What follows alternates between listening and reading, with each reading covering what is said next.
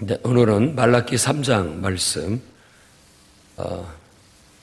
6가지의 논쟁, 그러니까 하나님 앞에 질문하는 거죠. 신실하다고 생각하는 믿음의 사람들이 하나님 앞에 와서 하나님 우리를 사랑하신다고 하는데 언제 우리를 사랑하셨습니까? 그런 질문에서부터 시작해서 첫 번째가 그거였고, 또 하나는 너희가 왜 나를 공경하지 않느냐? 자식이 아버지를 공경하듯 종이 주인을 두려워하듯 왜 공경하지도 않고 두려워하지도 않느냐라는 그런 걸 통해서 하나님 앞에 희생 제사를 드리는데 잘못되이 드리고 있는 것에 대해서 교훈하고 책망하시고 바르게 서기를 바라는 그런 말씀. 그리고 이제 어제 말씀에서는 바로 제사장들의 역할, 율법을 똑바로 가르치고 제대로 가르치고 또 백성들의 역할, 그 제사장들의 입에서 하나님 말씀을 듣고 똑바로 그 말씀대로 살아가는 것, 그것을 제대로 하지 못하여 결국은 하나님의 이름에 먹칠이 되고 또 본인의 얼굴에도 먹칠이 되어 결국은 잘못되게 되었다라는 어떤 그런 책망과 깨우침을 줬습니다. 이제 오늘은 그 4번째, 5번째, 6번째 이 3가지가 다 통틀어서 나옵니다. 4번째는 어제 17절 말씀에 근거해서 하나님이 도대체 정의의 하나님이 어디 계시느냐. 그러니까 믿음이 좋은 의인들이 하는 소리입니다. 신앙이 좋은 사람들이 봤을 때 왜 하나님께서는 저 악한 자들을, 악을 행하는 자들을 왜 가만히 두고 계시느냐. 이제 이런 말입니다. 그러니까 시편에도 그런 노래가 있고 또 뭐 욥기서에도 그런 의미가 들어가 있고, 왜 하나님께서 살아계시다면 저렇게 악을 행하는 자는 가만히 내버려 두시고 하나님을 믿고 섬기는 우리에게는 이렇게 고통을 주느냐, 어떤 그런 질문을 하게 됩니다. 정의에 대한 질문이죠. 그거엔 답변이 오늘 3장 1절부터 6절까지 나타나 있습니다. 그래서 하나님께서 그런 소리 마라. 내가 때가 되면 사자를 보낼 것이다. 심부름꾼을 보낼 것이다. 라고 그렇게 분명하게 얘기합니다. 그가 내 앞에서 내 길을 준비할 것이다. 내가 심부름꾼을 먼저 보낼 텐데 그가 내 앞길을 다 길을 만들어서 준비하게 될 것이다. 그리고 내가 갑자기 임해서 갑자기 성전에 임할 것이다. 갑작스럽게 너희가 생각지 않은 때, 그러니까 뭐 예수님께서 도적같이 오신다라든지 잠잘 때 오신다든지 뭐 이런 표현들이 바로 우리가 생각지 않을 때, 전혀 예상치 않을 때 갑작스럽게 하나님이 임하셔서 악을 심판하시고 또 의인들에 대해서 하나님 보상하실 것이라는 것을 말하고 있는 겁니다. 그때 너희가 구하는, 그리고 너희가 간절히 사모하는 그 언약의 사자가 임하게 될 것이다라고 말합니다. 그가 임하시는 날을 누가 당할 것이며 그가 나타날 때 누가 그 앞에 서겠느냐. 어미하시고 위엄 있으신 하나님의 임재를 통해서 그때 모든 것들을 바로잡게 될 것이다 라는 겁니다. 이게 바로 이제 하나님의 심판에 대한 이미지죠. 하나님의 심판은 2가지 의미가 있습니다. 하나는 정말 악을 제거하는 것, 그리고 또 하나는 바로 의를 구원해내는 것, 살려내는 것. 2가지 복합적인 의미를 갖습니다. 그때에 금을 연단한 불처럼 표백하는 잿물과 같이 다 악을 제거해낼 것이다. 다 씻어낼 것이다. 라고 말하는 거예요. 우리는 이날을 손꼽아 기다리고 있습니다. 예수님께서 가르쳐주신 주기도문 속에도 바로 그러한 기도가 들어가 있고, 또 우리가 날마다 주님 언제 오시나, 하나님이 약속하신 그 말씀을 이루실 날이 언제 오나 손꼽아 기다리면서 하루하루 살아가고 있습니다. 때가 되면 하나님께서는 금을 연단하는 불로 모든 불순물들을 다 제거하시고 표백하는 잿물과 같이 모든 때를 다 벗겨내실 때가 오게 될 겁니다. 문제는 우리가 그 불순물이 돼서는 안 되겠고 때가 돼서는 안 되는 겁니다. 결국 이 의인들이, 하나님을 신실하게 믿는 하나님의 백성들이, 정말 믿음이 좋은 사람들이 하나님 언제까지 이 악을 지켜만 보고 계실 겁니까? 라고 기도했을 때 조금만 기다려라. 너희가 생각지 않은 때 내가 임하게 될 것이다. 그때 모든 것들을 다 제거해내고 너희를 구원하게 될 것이다. 너희들이 그 속에서 이제 정말 온갖 세상의 악과 모든 불의를 다 제거해내니까 이제는 깨끗하게 돼서 그때 너희가 그때에서 제대로 된 예배를 드리게 될 것이다. 공의로운 제물을, 3절 말씀 보면 공의로운 제물을 내게 바치게 될 것이다. 레위 자손이 깨끗하게 돼서, 그 말은 이제 모든 불순물들이 제거된 후에 진짜 하나님 앞에 온전한 예배, 깨끗한 예배, 공의로운 예배 하나님 앞에 드리게 될 것이다. 그러니까 구약의 예배는 희생 제사를 드리는 거니까 항상 제물을 드리는 겁니다. 오늘날의 예배는 예수 그리스도의 십자가 앞에 나를 드리는 게 예배입니다. 그래서 로마서 12장에 산 제물로 너를 드려라. 그게 예배다. 옛날엔 나 대신 제물을 바쳐 죽였지만 지금은 예수 그리스도의 십자가에 나를 못 박아 죽이는 게 예배입니다. 예배는 사도 바울도 내가 날마다 죽노라 얘기하는 건 날마다 하나님 앞에 예배한다는 말입니다. 내 자신을 하나님 앞에 드리는. 그래서 나를 죽인다라는 것은 내가 없어진다는 뜻이 전혀 아니라 나의 주도권을 하나님께 드려서 하나님 뜻대로 쓰십시오라고 하는 겁니다. 그러니까 예배하는 자에게는 사실 내가 주어가 아니라 항상 하나님이 주어가 되는 겁니다. 구원받은 신실한 참된 예배자는 항상 하나님을 주어로 말합니다. 하나님이 나를 통해. 나는 도구지 내가 주어가 아니에요.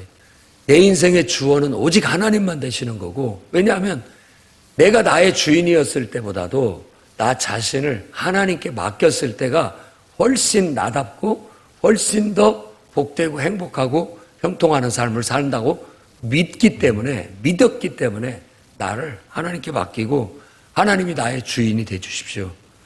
그리고 나는 주님의 뜻대로 도구가 되겠습니다. 그래서 늘 내 뜻보다 하나님 뜻.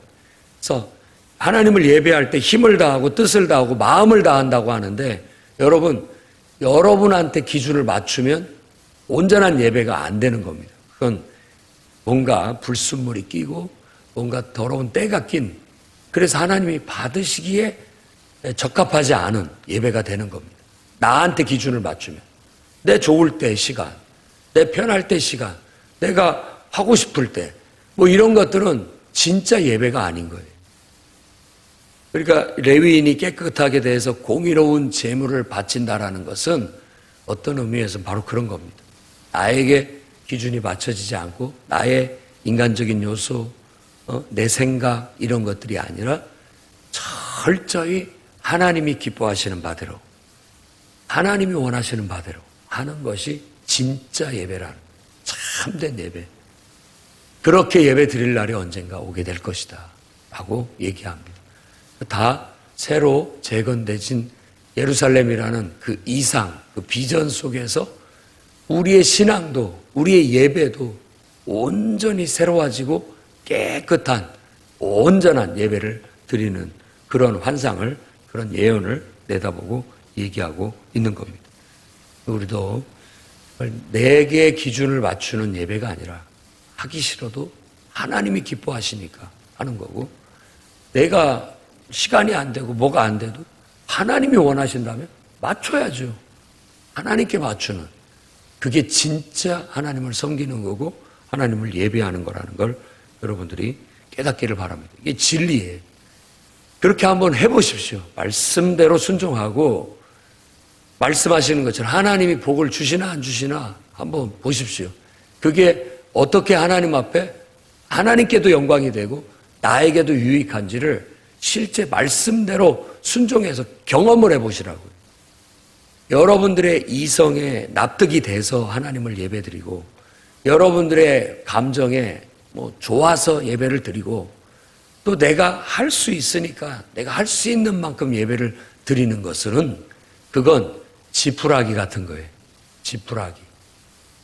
이게 딱 죽어서 믿음이라는 것으로 확 죽었다가 다시 살아나서 믿음으로 하나님이 기뻐하시는 바대로 하나님께서 선하게 여기시는 바대로 하나님이 의롭다 옳다고 여기시는 바대로 그분이 원하는 대로 우리가 나를 극복하고 할 때 그게 믿음이에요. 그게 믿음이라고요. 이 믿음이 없이는 하나님 앞에 나아갈 수가 없고 이 믿음이 없이는 하나님을 예배하는 재료가 될 수가 없고요. 이 믿음이 없다면은 정말 우리가 하나님과 겉도는 거예요. 이렇게 연결이 안 돼요. 그러니 하나님의 은혜도 능력도 경험할 수가 없는 거죠. 딱 여러분들의 능력만큼 여러분이 생각하는 만큼만 하나님을 믿고 섬기고 사는 것일 뿐인 거예요. 그런데 이것은 이방인 섬기는 거나 이방인이 우상을 섬기는 거나 크게 다르지가 않아요. 그러나 진리의 하나님을 섬기는 것은 그런 허접한 세상적인 신앙, 우상신이 아닙니다. 이걸 뛰어넘은 정말 만물을 창조한 온 우주를 창조하시고 섭리하시는 우리가 다 알 수는 없지만 그 위대한 존재와의 영적인 교감과 그 위대한 존재의 은혜와 능력을 내 삶에 경험하고 끌어들여 살아가기를 원한다면 우리가 믿음으로 나아가야 됩니다. 그래야만 하나님을 예배할 수 있고 그래야만 하나님을 기쁘시게 할 수 있는 진짜 예배를 드릴 수가 있게 되고 제대로 된 신앙을 끌어낼 수가 있게 되는 겁니다. 때가 되면 하나님께서는 이 땅의 악을 다 걷어내실 거니까 정말 하나님 뜻대로 신실하게 사는 믿음의 사람들은 원망하지 말고 불평하지 말고 오래 참고 온유하며 시기하지도 질투하지도 또 불평하지도 원망하지도 말고 하나님의 뜻을 참고 믿고 알아고 견디며 나아가야 되겠습니다. 고린도전서 13장에서 말하는 사랑은 참된 믿음을 말하는 겁니다. 자체가 사랑이면서도 믿음인 거예요. 하나님에 대한 우리들의 마음 자세, 하나님 앞에 어떤 자세로 나가야 사랑으로 나가는데 그 믿음인 거예요. 온전히 하나님을 신뢰하고 온전히 그분을 긍정하고 온전히 그분께 의탁하고 순종하는 그 삶이 진짜 사랑이에요. 내가 좋을 때 가고 내가 싫으면 떠나버리고 제멋대로 왔다가 제멋대로 가버리는 것이 자기한테 맞추는 것이 어떻게 사랑일 수 있고 그게 어떻게 신뢰, 믿음이라고 할 수 있겠습니까? 그래서 우리 안에 다 걸러내야 할 하나님께서 심판해서 없앨 어떤 우리 안에 있는 불순물, 때라고 할 수 있는 것들은 4, 5, 6절에 얘기합니다.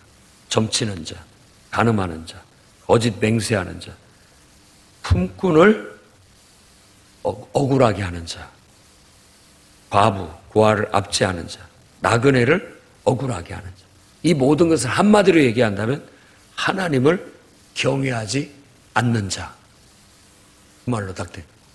하나님을 공경하고 두려워하지 않으니까 하나님 말씀, 하나님이 기뻐하시는 뜻대로도 살지 않는다는 거예요. 다 자기한테 기준을 맞추는 거예요. 내가 원하는 대로, 내 생각대로, 내 좋은 대로 할 뿐인 거예요. 그러면서 내 좋은 것이 하나님을 위한 것이고 내 생각대로 하는 게 하나님을 위한 것이라고 착각하는 것은 그건 진짜 믿음이 아닙니다.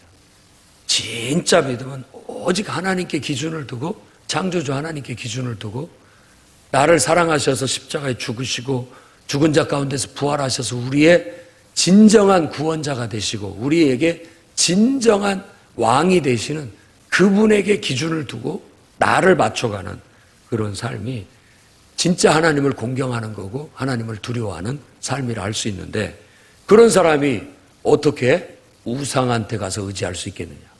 점치는 걸 의지하고 또 어떻게 그런 사람이 신실하지 못하게 간음할 수 있느냐. 영적인, 육적인 간음을 다 얘기하는 겁니다. 어떻게 약속한 것을 지키지 않을 수가 있느냐? 하나님 앞에. 그리고 하나님이 창조하셔서 맡겨주신 영혼들의 그런 사람들이 억울하게 느끼는 일을 어떻게 할 수 있느냐? 그들을 압제하는 일을 어떻게 할 수 있느냐? 나그네를 억울하게 하는 일을 어떻게 할 수 있느냐? 정말로 하나님을 공경하고 하나님을 두려워하는 게 맞느냐라고 질문하고 있는 겁니다. 이런 불순물들, 우리 안에 붙어있는 때를 다 제거해야 됩니다. 6절 말씀에는 여호와 하나님은 변하지 않는다. 걱정하지 마라. 하나님 마음은, 너희를 향한 하나님의 사랑은, 너희를 향한 하나님의 그 선하심은 절대 변한 게 아니다. 너희가 변한 거다. 나를 믿어라. 이런 말이죠. 나는 변하지 않는다. 이 말은 나를 믿어라. 끝까지 믿어라. 눈에 보이는 것만 믿지 말고, 눈에 보이는 것만이 실제가 아니에요. 오히려 눈에 보이지 않는 것이 더 실제입니다. 그건 진리를 경험한 사람은 다 알아요. 눈에 보이는 것은 그림자요, 허상인 경우가 많아요. 보이지 않는 게 실제입니다. 영적인 것이 더 실제보다도 더 실제인 거예요.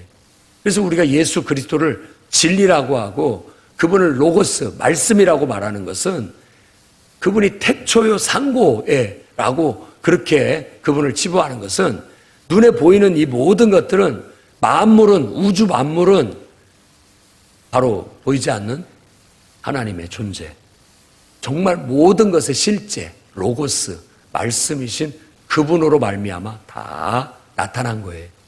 그분으로 말미암아 창조된 거라는 거예요. 그러니까 뭐가 더 실제인지는 우리가 알아야 됩니다. 온 우주에 오직 예수 그리스도, 우리에게 구원을 얻을 만한 다른 이름이 없다라고 우리가 말하는 것은 바로 그분이 모든 것의 실제이시기 때문에 그렇게 고백을 하는 겁니다. 결국 모든 종교가 더듬어 찾는 게, 모든 학문이 더듬어 찾는 진리가 결국 끝에까지 가보면 하나님, 예수 그리스도, 그분 안에 있는 하나님께로 도달하게 돼 있다라는 거예요. 이미 그 길을 하나님께서 우리에게 깨우쳐 주셨고, 우리는 그 진리를 믿고 받아들이게 되는 거예요. 결국은 내가 다 그 과정을 다 거쳐서 끝까지 가봐야 되는데, 이 짧은 인생을 사는 인생 중에 끝까지 갈 수 있는 사람은 하나도 없어요. 그냥 어느 그 짧은 순간을 사는데, 그 짧은 순간 속에도, 그 시간 속에도, 공간 속에도, 만물 속에도 하나님을 발견할 수 있는 진리의 장치를 다 두셔서 조금만 마음을 열고 눈을 뜨면 그걸 다 깨달을 수 있게 해놓으신 겁니다. 그런데도 그걸 받지 못하고 깨닫지 못하고 나아가는데, 결국 그 진리를 인정하지 못하게 된다면 우리는 오늘의 말씀처럼 야곱의 자손아,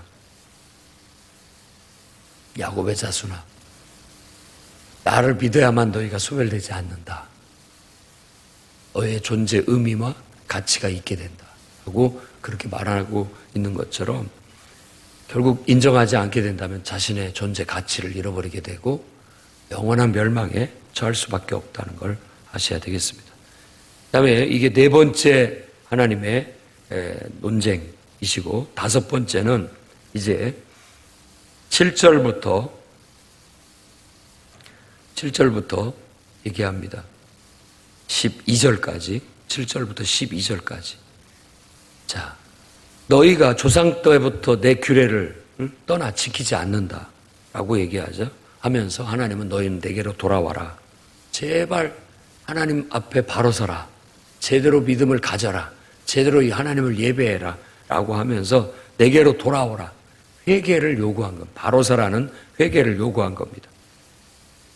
그러면 나도 너희한테 돌아가겠다. 하나님께서 은혜를 베푸신 거죠. 우리가 하나님 앞에 돌아오려는 의사만 표현한다면 나도 너희에게 돌아가겠다라고 그렇게 얘기합니다. 그러자 질문을 합니다. 7절 말씀에 우리가 어떻게 해야 돌아갈 수 있습니까? 어떻게 돌아가라는 말입니까?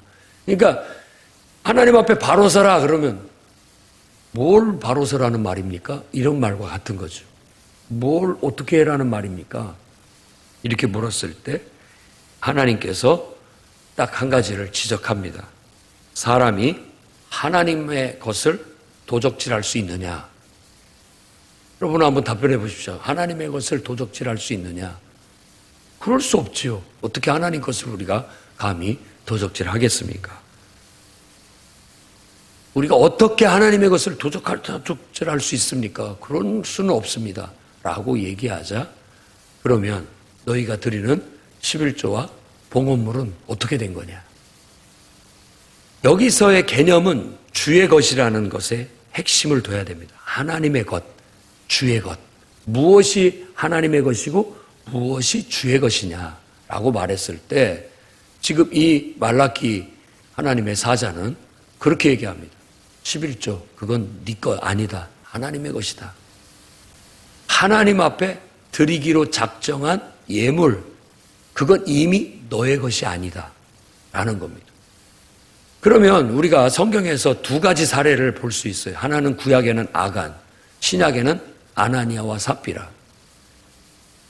아간이 여호수아와 함께 아이성을 치러 갔을 때, 여리고성을 치러 갔을 때 거기에서 이렇게 약탈물들을 이 전쟁을 통해서 얻은 모든 것은 하나님의 것이에요.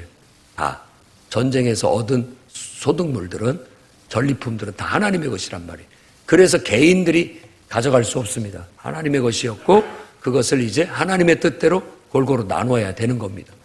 그런데 아간이 그 좋은 것들 몇 가지를 숨겨서 천막 밑에다 파묻었어요. 주의 것인데, 하나님의 것인데 그걸 도적질했던 겁니다. 그때부터 실패가, 전쟁의 패배가 찾아온 거예요. 이 교훈을, 진리를 깨달으셔야 됩니다.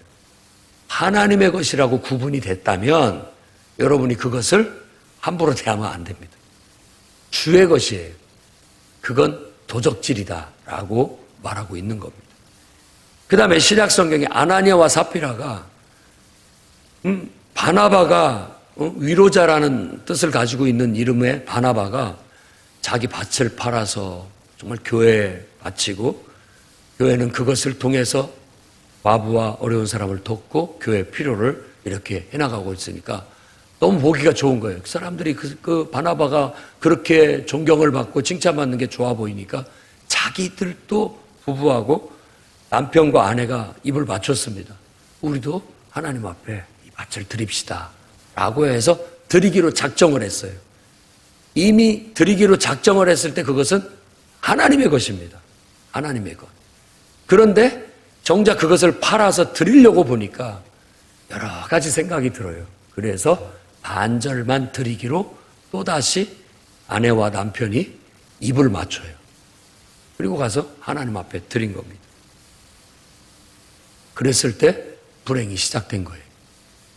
남편 아나니아가 와서 그걸 드렸을 때 하나님의 성령이 그에게 질문하면 이게 전부 다냐? 라고 했을 때 그가 그때라도 아니요, 제가 이렇게 하려고 했습니다마는 또 여러 가지 생각해 보니까 이렇게 드려야 되겠습니다. 이렇게 솔직하게 얘기하고 드리면 괜찮은데 마치 전부를 드린 것처럼, 하나님 앞에 약속한 전부를 드린 것처럼 성령을 속이자 그 자리에서 죽습니다. 그 자리에서 죽어요. 그리고 아내도 왔어요. 이미 둘이 입을 맞췄어요. 거짓말로 입을 맞췄다. 이게 거짓이에요. 그래서 주님의 것인데도 불구하고 속여서 똑같이 거짓을 고하자 그 아내도 그 자리에서 죽었습니다. 아간의 사건과 아나니아와 삽비라의 사건은 똑같은 얘기예요. 결국은 아간을 색출해내서 그를 골짜기에서 죽였는데 그게 바로 아골 골짜기입니다. 아간의 골짜기라는 뜻이에요. 그러니까 하나님의 것이라고 구분된 것은 내가 합니까? 누가 합니까? 여러분하고 하나님만 아시는 거죠. 여러분과 하나님만 아시는 거죠. 적어도 우리가 성경에서 사상에 봤을 때 내 모든 것은 다 주님의 것입니다 라고 드렸잖아요. 우리 자신을 믿음으로 다 하나님의 것입니다. 하나님 뜻대로 쓰십시오 라고 했을 때 내 것을 다 주님께 드렸다라고 한다면 나머지 내가 하나님께 받아 쓰는 것이에요. 그런데 그것에 대한 믿음의 고백과 상징이 어쩌면 성경에서는 10분의 1을 하나님 앞에 드리는 그것을 상징을 통해서 모든 것은 주님께 드립니다 라고 하는 거예요. 그러니까 내가 이런 거와 같은 거죠. 내 모든 걸 다 갖다 드렸어요. 그런데 하나님께서 됐다. 나는 하나만 쓰고 9은 너 마음대로 써라 라고 주는 거예요. 그 은혜로 사는 겁니다. 거꾸로 되면 안 됩니다. 내게 10개인데 내가 어떻게 피땀을 흘려서 번 돈인데 이 10개 중에서 하나를 하나님 앞에 드린다고 생각하면 오산이에요. 그건 신앙이 아니고 믿음이 아닙니다. 믿음은 내 모든 것을 드리는데 하나님께서 하나만 주고 나머지는 너를 위해 써라 라고 하는 것이라고 믿어야 되는 겁니다. 그래서 주의 것을 도적질하는 것에 대한 교훈을 주고 있는 거예요. 아니 뭘 내가 잘못했습니까? 뭘 고쳐야 됩니까? 뭘 내가 똑바르게 하여간지 못한 게 뭐가 있습니까? 너희들이 주의 것을 도적질하고 있다. 이 백성 모두가 다 도적질하고 있다라고 책망하십니다. 그래서 10절 말씀에는 너희 온전한 11조를 드려 나의 집에 양식이 있게 하고 10절에 그것으로 나를 시험하여 테스트하여 내가 하늘의 문을 열고 너희에게 복을 쌓을 것이 없도록 붙지 아니하나 봐라. 주의 것을 도적질하니까 너희에게 저주가 임했다라고 말합니다. 저주가 임했다. 우리가 주님의 것으로 구분된 것을 내 것으로 생각하고 그거 갖다 쓴다고 해서 내가 더 부자 되지 않고 그렇게 한다고 해서 더 윤택하지 않습니다. 그리고 정말 하나님 앞에 그거 드린다고 해서 더 가난해지지도 더 궁핍하지도 않습니다. 하나님의 말씀을 믿고 말씀대로 사십시오. 여러분의 계산으로 생각으로 여러분의 그 어떤 그걸로 살지 마시고 하나님 말씀대로 그냥 말씀대로 계산하지 않고 따지지 않고 하나님 말씀대로 행하고 나아가서 정말 하나님께서 하늘문을 열고 복을 쌓을 것이 없도록 하나님이 채워주시는지 말씀대로 한번 경험해 보시라는 거예요. 하나님이 그 전에 저주 내릴 때 메뚜기가 와서 먹어버리지 않았느냐. 그러니까 내가 다 심고 공을 들였지만 한순간에 메뚜기 떼가 와서 어떤 질병이 와갖고 싹 가져가 버리면 내가 아무것도 누릴 수 없는 거예요. 그리고 또 기한 전에 어떤 풍토병이 걸리든 뭐가 됐더니 결실하기 전에 떨어져 버리면 내 것이 될 수 없잖아요. 하나도 될 수 없어요.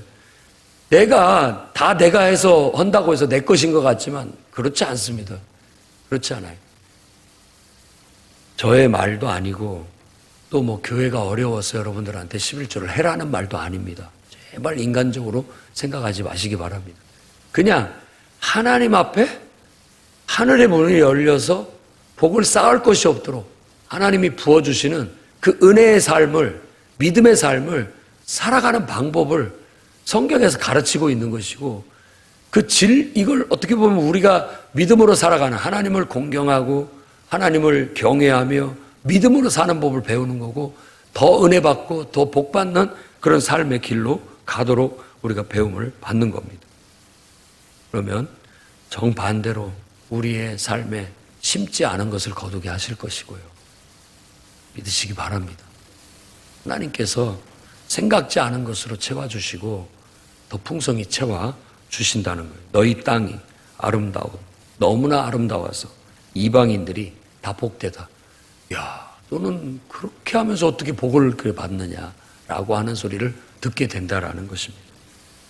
물론 여러분들이 알뜰하게 아껴서 그것까지도 하나님 앞에 드리는 것까지도 아껴가면서 그렇게 정말 해서 나름대로 집도 사고 나름대로 잘 먹고 잘 살다라고 말할 수 있겠지만 그것은 딱 여러분의 능력만큼 사는 겁니다.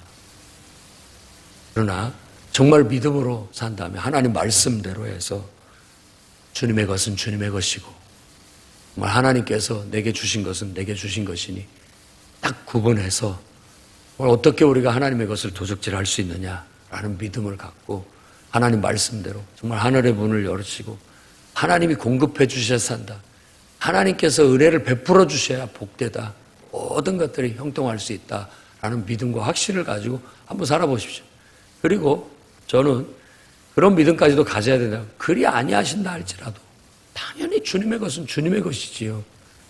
하나님이 내게 생명을 주셨고 하나님이 나의 삶의 터전을 주셨고 하나님께서 내게 모든 것들을 다 주시지 않으면 내가 어떻게 삽니까? 적어도 정말 여러분들이 인간적으로라도 생각을 하면 그 은혜가 아니고 내가 존재할 수나 있습니까? 그 은혜가 아니면 내가 살아갈 수나 있습니까? 최소한의 감사하고 믿음에 대한 표현일 수 있다라고도 볼 수 있습니다. 그래서 하나님의 집에 양식이 있게 하고 그걸로 인하여 예배가 온전하게 돌아갈 수 있도록 이 영적인 시스템이 제대로 돌아갈 수 있도록 하나님은 또 하나님의 뜻대로 모든 것들이 역사할 수 있도록 하나님의 것은 하나님의 것이고 드렸을 때는 그 하나님 뜻대로 알아서 쓰시는 겁니다. 이런 면에 있어서 우리가 시험 들지 말아야 되겠고 그런 걸로 인해서 우리가 인간적인 생각에 너무 사로잡히고 빠지면 안 됩니다. 유튜브에 돌아다니는 뭐 11조를 해야 됩니까 말아야 됩니까? 그 인본주의적인 자유주의적인 인간의 이성을 기초로 한 그런 것들을 영향받으면 안 됩니다. 그냥 말씀을 보십시오. 그리고 주의 것이 꼭 11조와 봉헌물만이 얘기하는 게 아니라 내가 하나님 앞에 드려야 할 시간, 그것도 주님의 것이면 딱 하나님 앞에 내가 어떻게 보면 언약의 약속, 맹세, 약속입니다.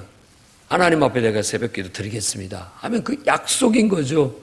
그 시간만큼은 드리는 거죠. 내가 하나님 앞에 예배 시간은 드리겠습니다. 모든 예배 시간 와서 하나님 앞에 드리는 약속인 주님의 것이에요. 이미 주님의 것, 내 것이 아니라고요. 그 시간이 내 것이 아니에요. 그런데 하나님 죄송합니다. 이번에는 안 되겠습니다. 다 마치 도적질하듯이 하는 것이 될 수 있다라는 거예요. 이게 어떻게 하나님을 공경한다고 할 수 있고 이게 어떻게 하나님을 정말 마음을 다하고 뜻을 다하고 힘을 다해 사랑한다라고 하는 사람의 태도겠느냐라는 걸 말하고 있는 겁니다. 이게 5번째 얘기예요. 5번째 얘기. 주님의 것을 도적질하는 문제. 그리고 6번째 문제. 너희 앞에서도 그 4번째 말과 같은 겁니다. 너희가 완악한 말로 나를 대적한다. 앞에 4번째에서는 너희가 너희의 말로 내 마음을 막 회배판다, 괴롭힌다 라고 말씀하면서 정의의 하나님께서 왜 악을 보고 심판하지 않느냐라고 얘기했다면 이 13절부터 얘기하는 마지막 절까지 얘기하는 것은 완악한 말로 나를 대적한다 라고 얘기하는데 그럴 때 또 똑같이 얘기합니다. 앞에서도 너희가 내게로 돌아와라. 아니 뭘 돌아오라는 말입니까? 뭘 돌이키라는 말입니까? 11조와 봉헌물을 얘기했고 여기서는 나를 대적한다고 하시는데 저희가 언제 하나님을 대적했습니까? 라고 말하고 거기에 대한 답변을 주시는 겁니다. 자, 너희 기도할 때 내 앞에 와서 너희가 하는 말을 한번 묵상해봐라. 하나님을 섬기는 것이 헛되다 라고 말했다 너희가 내 앞에서. 하나님 믿어봤자 좋을 거 하나도 없네 이런 말을 했다라는 겁니다. 하나님 말씀을 지키면 우리한테 슬픔만 온다 이런 말 했다라는 겁니다. 하나님 말씀대로 살아봤자 내게 뭔 유익이 있었습니까? 이런 말을 했다라는 거예요. 그 말이 나를 대적하는 말이다. 그런 말이 내 마음을 회배파는 나를 고통스럽게 하는 말들이다. 이게 진짜 신앙의 말이냐? 이게 진짜 믿음을 가진 사람이 할 말이냐라는 겁니다. 그 말을 듣고 하나님께서 알았다. 알았다. 때가 되면 내가 당연히 교만한 자, 악을 행하는 자 다 벌주고 정말 하나님을 경외하는 너희 같은, 하나님을 경외하는 믿음 좋은 하나님 말씀대로 철저히 사는 너희에게 충분히 보상해 줄 것이다 고 말씀하고 계시는 겁니다. 우리가 마음속에 혹시라도 하나님 섬겨봤자 뭐 하나님 말씀대로 이렇게 살아봤자 나만 손해 아니야? 오히려 세상에 안 믿는 교만한 놈들이 더 잘 살고, 응? 그냥 말씀이 뭐야 그냥, 응? 자기 욕심껏 악을 행하면 더 잘 살고 그렇지 않습니까? 이런 생각을 혹여라도 우리 마음에 품었다면 하나님께서 그 말 때문에 괴로워하신다는 거, 하나님이 그거 하나님 믿음이 아니다, 오히려 믿음이 아니고 그건 인간의 소리다, 나를 대적하는 믿음 없는 소리다 라고 말씀하시는 것을 깨닫기를 바랍니다. 기념책에 내가 기록했다. 기념책에 너희들은 내가 생명책에 기록되어져 있다. 하나님을 경외하는 자, 정말 하나님 말씀대로 철저히 사는 너희들은 내 기념책에 기록되어 있다. 내가 정한 날에 의인과 악인을 딱 구별할 것이다. 나를 섬기는 자들과 섬기지 않는 자 딱 구분할 거다. 그때 되면 그들은 다 그 모든 거 아무것도 아니에요. 지푸라기 같은 거예요. 다 불에 타버리고 말 거예요. 그들이 얻은 부귀 영화, 지금 이 땅에서 너희가 부러워 보이고 그렇지만 그거 다 지푸라기다. 다 불타 사라져 버릴 것이다. 그러나 너희는 떠오르는 해처럼 빛날 것이다. 찬란하게 빛날 것이다. 여러분, 하나님 말씀대로 사십시오. 그리고 눈앞에 보일 때 내가 말씀대로 살고 하나님을 이렇게 마음을 다해 힘을 다해 섬기는데 왜 하나님께서 복을 주시지 않느냐? 아니, 다 하나님 뜻대로 하십시오. 하나님이 복을 주셔도 하나님이 주시는 거고 우리에게 재난을 주셔도 하나님이 주시는 거니 나는 오직 하나님을 사랑할 뿐이고 하나님 말씀을 믿고 따를 뿐입니다. 그런 마음 자세가 진짜 신앙이라니까요. 욥에게 재산도 걷어가보고 자식도 걷어가보고 건강도 걷어가보고 그 상태에서도 하나님을 신앙하느냐, 하나님을 신뢰하고 믿고 믿음으로 하나님 앞에 예배하고 나아가느냐, 그거 보여주는 거예요. 똑같아요. 당연히 하나님 앞에 내가 말씀대로 살고 마음을 다해 하나님을 섬기면 하나님께서 쌓을 곳이 없도록 복을 주신다는 걸 믿어요. 그러나 하나님의 선하신 뜻이 있어서 그렇게 하지 않는다 할지라도 하나님을 원망하거나 불평하지 않습니다. 그렇게 해서라도 내가 고난받음으로써 하나님의 영광을 드러낼 수 있다면, 하나님의 영광을 내 그릇에 담을 수 있다면 그렇게 사용하십시오. 왜? 나는 주님의 것입니다. 주님 앞에 드렸으니 주님 뜻대로 사용하십시오 라고 하는 게 온전한 믿음이에요. 하나님의 그런 믿음을 가진 자의 이름은 기념책에, 요한계시록의 말씀처럼 생명책에 그 이름이 기록되어져 있습니다. 하나도 잊어버리지 않아요. 다 그에 따른 하나님의 보상을 주시게 될 것이고, 그날에 외양간의 송아지가 외양간 바깥에 나가서 뛰어놀듯이 기뻐하게 될 것이다 라고 하나님은 약속해 주십니다.